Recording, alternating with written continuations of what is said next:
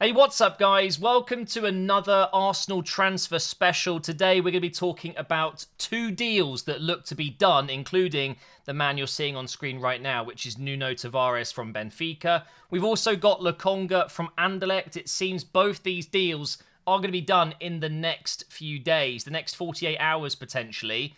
And then also, we're going to be taking a look at some other targets. But most of all, with these two signings, which we should be getting done very soon, we're going to compare them with current Arsenal players and kind of see where we are. You know, Nuno Tavares. What do you guys think about this? Around 8 million. I'm looking at Fabrizio Romano's Twitter page at the moment.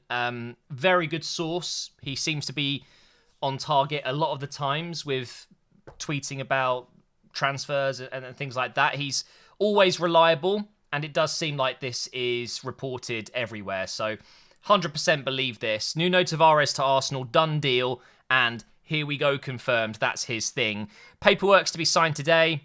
8 million plus add-ons. I mean, I don't know how much those add-ons will be, but we're basically getting him for around his market value, which is between 6 and 10 million. It's a good deal for a young player. I tweeted it myself. I've heard mixed things about Tavares, that sometimes he can be a little bit error-prone, a bit lazy. It's tough. I haven't seen him too many times. I watched him. I think he played against Arsenal earlier on in the Europa League. I think he played the first leg. He looked okay. He got some crosses in the box, and that's what I think he's going to do. And I should mention, he's a left-back. He's going to be back up to Tierney. Of course, Kolasinac is no longer at the club. He's going to be released or sold for, I think we were looking for 4 million or something. So half the cost covered. Kolasinac, it's definitely time to go. So this is his replacement. Also, Guendouzi was potentially going to be included in some sort of swap, but I don't think that was going to happen. And I think Guendouzi wants to join Marseille, as you can see here. So, with him being a left-back, I thought we should probably compare him to current left-back Tierney. We'll also compare him to Kolasinac. And I think the best left-back in the league last season, Luke Shaw. And we can have a look at some stats here. I should mention, Tavares didn't play much last season, so I've gone for the season before, where he played 11 games. He's very young. He hasn't got a starting position over the last few years yet.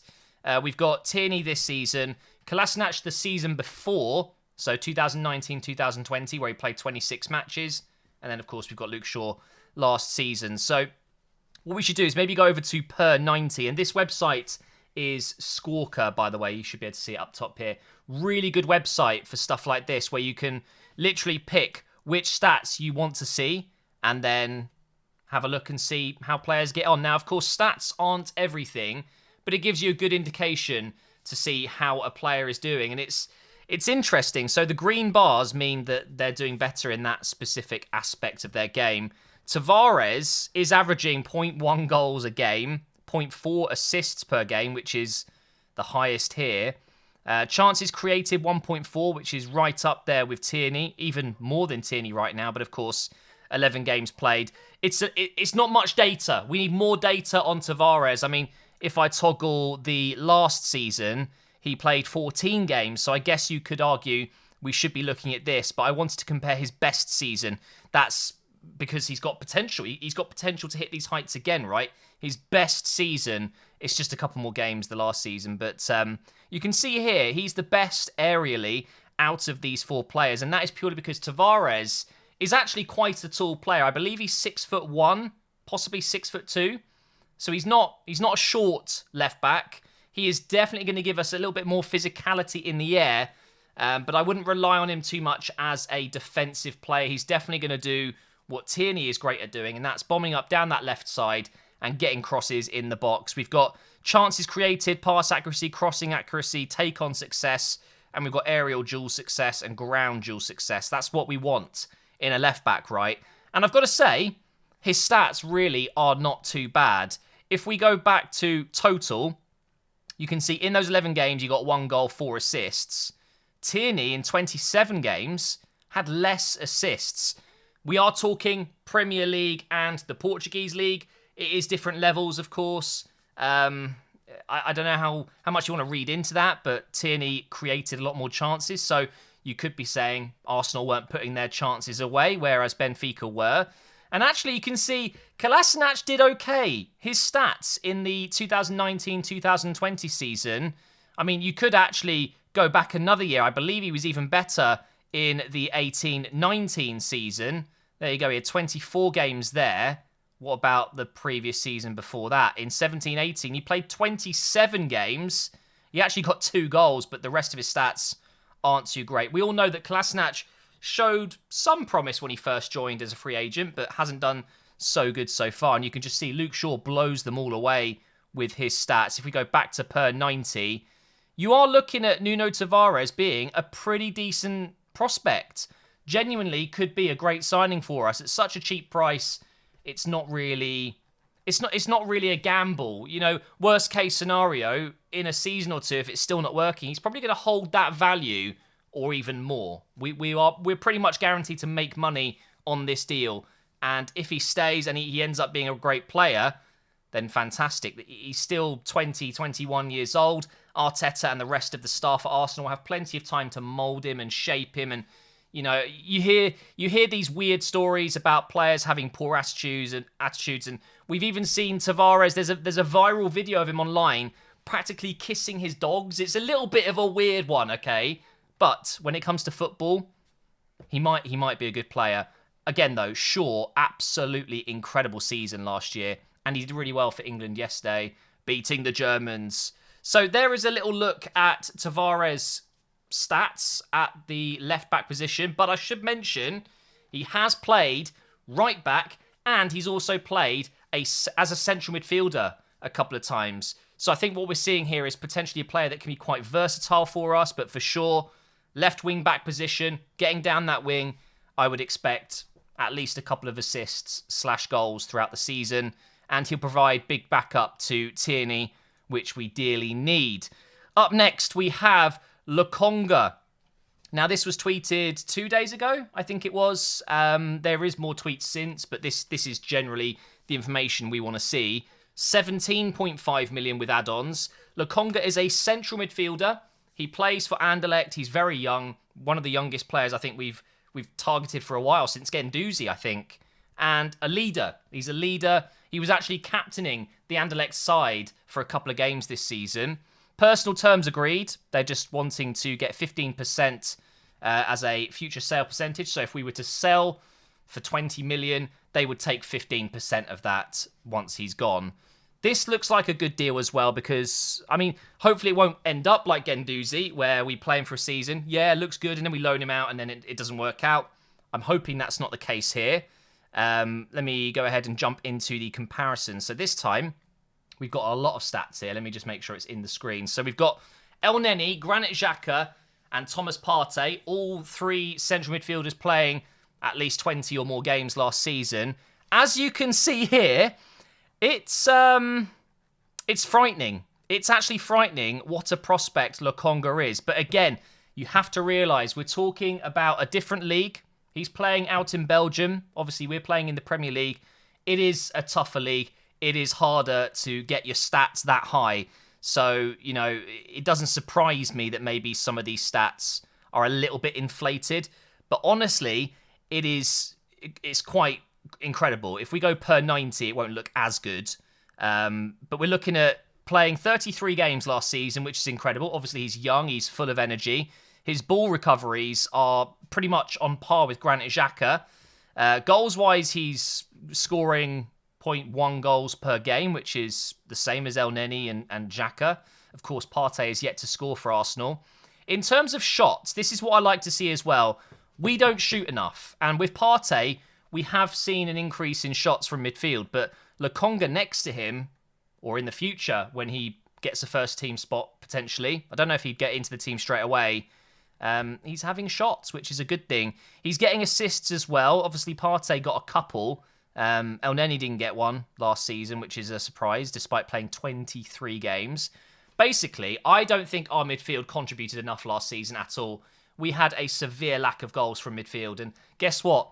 Joe Willock went off and scored a bunch of goals. Incredible, really. But this is again, brilliant to see. His chances created, he's creating a chance per game, which is more than these guys. I mean, is it a chance per game or is it a good chance, like a goal-scoring opportunity chance? I'm not quite sure. If we look at totals, though, it's 31. I mean, that's insane. That is actually incredible. His passing accuracy could be a little bit better, but again, young, he needs a bit more experience. And another thing that Arsenal midfielders do is pass it sideways a lot, so this boosts your passing accuracy. If we're talking forward passes, look at this. 703 for Lokonga. 228 for El Neni. I'm sorry, El Neni. El pass sideways Neni is what I'm trying to say. Not good enough. That's such a small percentage of his passes being forward, but you know, we all know that that's a problem. Forward passes for Xhaka is pretty decent, to be fair. Let me just re-centralise this again. That's good to see, though. Really impressed with that. His aerial success isn't bad. It's better than El Neni, but it's not as good as Xhaka and Partey, of course. Ground success, though, big thumbs up. This guy is winning tackles. Loads of clearances. He's on par with Xhaka there.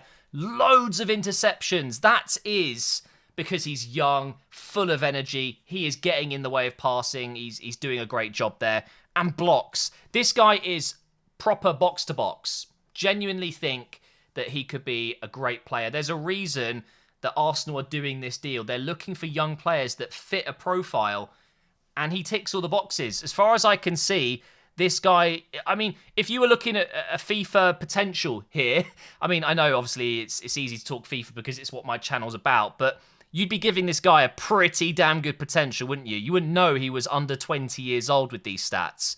It's rather incredible. In other news, though, by the way, Lokonga, I mentioned it already, but just so you guys know, this is done. Lokonga is coming. Lokonga is coming, and so is Tavares. But one interesting thing that's going on right now is Nketiah posted on Instagram. He's put the sand timers things. I think he's signing a new deal and going out on loan. But could this be a bit of a cryptic message? Is he leaving? Is he... I don't know. But when you do this, we've seen Aubameyang do this. Loads of players do this when they're about to sign a new contract. They generate the hype. The club probably condone it. They want all the hype on social medias. And I think Nketiah is going to sign a deal. Is it a good thing? Yes. I think retaining his value is very important. He's got 12 months left on his deal. Sign him up on a long deal, and then we can sell him if we want. We're in control of the situation financially. And do you know what? Nketiah is worth a fair bit of money. He's a young English player that's done incredible things, record-breaking things for England at an international level. That's fantastic to hear. So many great English players and strikers. But of course, at Arsenal, it hasn't quite worked out. I actually think he'll end up going on loan to a Norwich or something like that. And then maybe we'll see him come back better, or we'll end up maybe moving him along. I think potentially Balogun is ahead of him in Arteta's rankings, maybe. And obviously he got a new deal recently. So we'll keep an eye on this one. But now, just to round up the video, guys, we do have the rumour mill on Transfermarkt. We are still looking at Martin Ødegaard and Ben White, apparently. Ødegaard isn't looking very likely at the moment, but I wouldn't look into that too much. These percentages go up and down all the time. But Ødegaard is still priority for attacking midfield, apparently. It's just tough to get him away from Real Madrid when they've got a new manager coming in. I think Martin's going to want to know what the plan is, and who knows what's going to happen there. But obviously, we spoke about Ben White a few times. Ben White is a fantastic player. I've already mentioned how I think 50 million is up there as being a little bit much. What language is that? I'm pretty sure that's German. I don't know why I'm getting that advert. Maybe because we beat Germany and they're listening to me. I don't know. But the Ben White deal is obviously not going to go ahead anytime soon because he's still with England at the Euros. That's going to take a couple of weeks. Aaron Ramsdale. Haven't spoke about this one, but apparently we're linked with him. Leno is still potentially leaving. I'm not so sure. I think Aaron Ramsdale is a decent enough player, but just think about this for a second. He's been relegated 2 years in a row. Bournemouth and then Sheffield United. Not really great, is it? Matt Ryan's still here. I'd rather take him permanently, personally. I think it'd be a relatively cheap deal as well. And also, we spoke about Onana recently. Those talks have seemed to quiet down a little bit, the rumours at least. He's talking to many other clubs, apparently. I think it'd be an absolute travesty if we didn't try and sign him for such a good deal. He's worth so much more than we could get him for. Still linked with Fekir every year. I don't believe that for a second. Connor Cody, of course. Nah. If we're getting Ben White, why would we want to get Connor Cody instead? I don't get it. Ruben Neves, I like him, but is he going to do enough? I don't know. The way I see it is Lokonga is one midfielder, but we might need a second one. A Bissouma, someone like that. An Aouar. Maybe Neves, you know. Bissouma's there. We've also got St. Maximin. Okay, and then we've got Tapsoba. Those deals I don't know much about, to be honest. But that's kind of rounds up what I wanted to talk about today. As you know, I'm taking a small break from FIFA. We'll be back with Portsmouth Career Mode soon. Yeah, I'm interested to see how Lokonga gets on, and Tavares as well. 2 fresh new faces at the club for next season. And Tavares, I'm really hoping the reports that he's just not very good aren't true. From what I can see, I've seen some highlights, good and bad. He is a rough diamond, potentially very, very effective for us. And we need a player like him to give us some backup to Tierney. This deal will be announced soon, I'm pretty sure. And hopefully we'll see Lokonga soon as well. But thank you so much for watching, guys. I will see you for another video very soon.